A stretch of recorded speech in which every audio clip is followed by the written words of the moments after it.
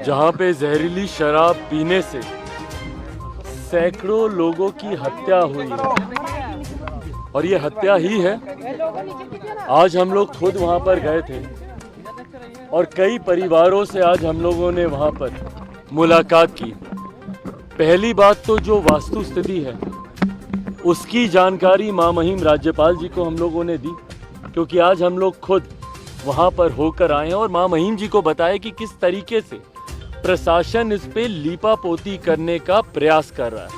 हकीकत में जितने लोगों की मृत्यु के आंकड़े दर्शाए जा रहे हैं उससे कई गुना ज्यादा वहां पे हत्याएं हुई हैं, कई गुना ज्यादा लोग वहां पर मरे हैं। ये जानकारी महामहिम जी को दी। किस तरीके से प्रशासन के लोग खुद इस घटना में लिप्त हैं, उनके तार खुद उनसे जुड़े हुए हैं जिनके ऊपर जांच की जिम्मेदारी है। ये जानकारी हम लोगों ने महामहिम जी को दी। और बिहार में जिस तरीके से एक अराजकता का माहौल उत्पन्न हुआ है, भले वो जहरीली शराब को लेकर हो, भले वो बढ़ते अपराध को लेकर हो, आए दिन हो रही लूटमार, हत्या, अपहरण, डकैती, बलात्कार जैसी घटनाओं को लेकर हो, इन तमाम विषयों की जानकारी हम लोग आरा गए थे, उसकी भी जानकारी दी हम लोगों ने। 9 दिन में 9 हत्याएं। अरवल की भी हम लोगों ने जानकारी दी कि किस तरीके से माँ बेटी को जलाकर मार दिया गया। तो जिस तरीके से बिहार में एक अराजकता का माहौल उत्पन्न हो गया और ऐसे में मुख्यमंत्री नीतीश कुमार जी का जो अहंकारी रवैया है, पिएगा तो मरेगा जैसे उनके बयान, या जिस तरीके से वो कहते हैं कि भैया कोई सहानुभूति नहीं है ऐसे लोगों के साथ, कोई मुआवजा नहीं मिलेगा क्योंकि इन लोगों के साथ हमारी कोई हमदर्दी नहीं है। वो तस्वीरें मुख्यमंत्री जी को देखने की जरूरत है। 20 दिन की बच्ची, 80 साल की बूढ़ी माँ की, जिनके साथ वो कहते हैं कि मुझे कोई हमदर्दी नहीं है। ऐसे में अगर प्रदेश का मुखिया इतना अहंकारी हो जाए और उनके नियंत्रण से पूरी तरीके से कानून व्यवस्था दूर हो जाए, ऐसे में बिहार में राष्ट्रपति शासन लागू करने के अलावा और कोई विकल्प बचता ही नहीं।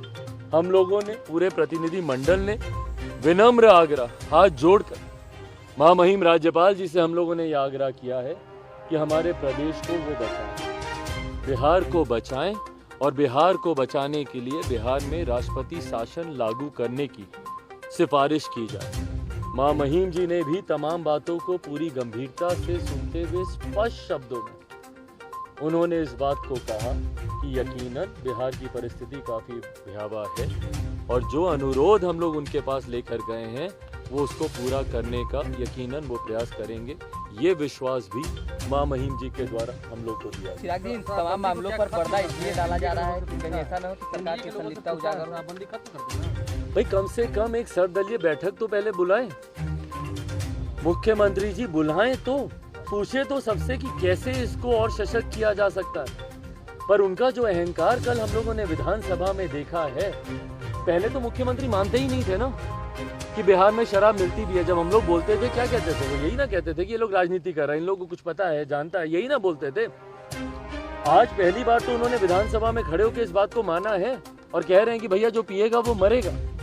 अपने ही प्रदेशवासियों की मरने की कामना जो मुख्यमंत्री करते हैं, उस मुख्यमंत्री से कोई क्या उम्मीद रखेगा। इसीलिए अब उन पे विश्वास रहा ही नहीं है। बिहार में राष्ट्रपति शासन लागू करने के अलावा अब और कोई विकल्प नहीं बचा। तेजस्वी यादव ने कहा सरकार से पूछ के कोई लोग शराब थोड़ी पीते हैं। मुख्यमंत्री जी की भाषा अब वो बोलने लगे हैं। 6 महीने पहले की उनकी भाषा सुनिए, 6 महीने पहले के उनके बयान सुनिए। वो दिन दूर नहीं है भैया जब हम लोग भी जाते थे तो उनका भी एक प्रतिनिधि मंडल हम लोग को अपने आजू बाजू में दिखता था, वो लोग भी जा रहे होते थे। जब हम लोग महामहिम से मिलने आते थे तो उनका भी एक प्रतिनिधि मंडल मिलने आता था, वो भी वही मांग को रखते थे। पर यही है ना कि जब आज आप सत्ता में हो जाते हैं तो आपके सुर बदल जाते हैं, जब आप विपक्ष में होते हैं तो आपके सुर अलग होते हैं। ये जो नीति में बदलाव आता है, ये नीयत के बदलाव को भी दिखाता है।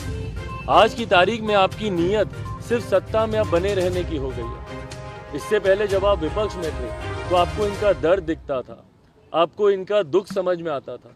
पर आज जब आप खुद सत्ता में चले गए उसके बाद अब आपको भी इनका डर नहीं दिख रहा। ये सेम वही भाषा ना बोल रहे हैं जो मुख्यमंत्री जिस भाषा का इस्तेमाल करते हैं।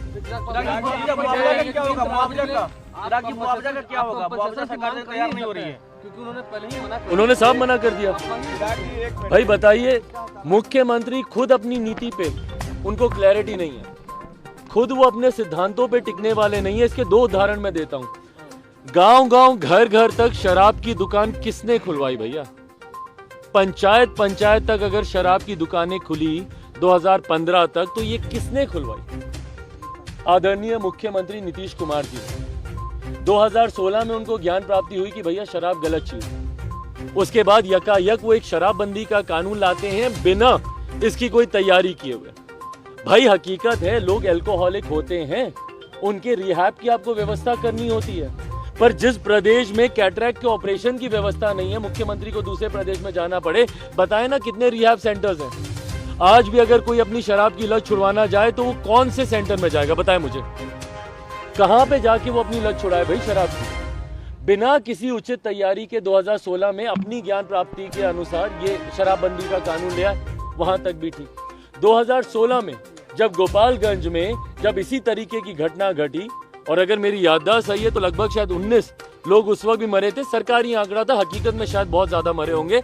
उस वक्त 4-4 लाख रुपए का मुआवजा दिया गया था, और आज एकदम से ये बोलते हैं कि भैया मुआवजा नहीं मिलेगा। मतलब कौन सी नीति? जिस दिन सुबह उठ के इनके जहन में जो आता है वो उस दिन की नीति बन जाती है क्या? नीति कानून के आधार पर बनती है, पॉलिसीज के आधार पर ड्राफ्ट होती है, या मुख्यमंत्री जी की सोच के हिसाब से ड्राफ्ट होती है? एक बार मन करेगा तो आप मुआवजा देंगे, अगली बार मन नहीं करेगा तो आप मुआवजा नहीं देंगे। ये कैसी नीति है एक राज्य की भाई? शराबबंदी खत्म। 16 में अगर आपने मुआवजा दिया तो आज क्यों नहीं मुआवजा देंगे? क्यों नहीं देंगे?